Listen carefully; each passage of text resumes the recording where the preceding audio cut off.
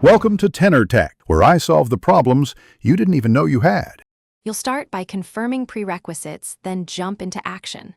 First, check your Windows 11 build and note the GPU model in Device Manager so you download the right driver.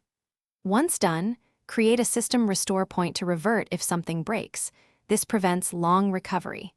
Make sure you're on a stable network and temporarily disable non-essential apps. Now open Device Manager and expand Display Adapters. This gets you ready to install the correct driver without guessing.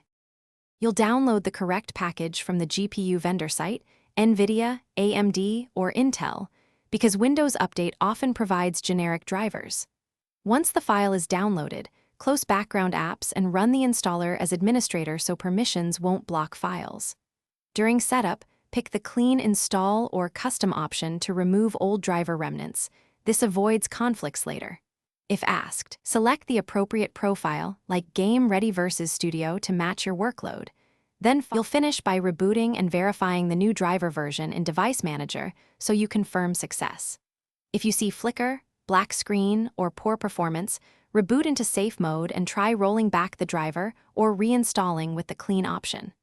Make sure to use the system restore point if things are worse.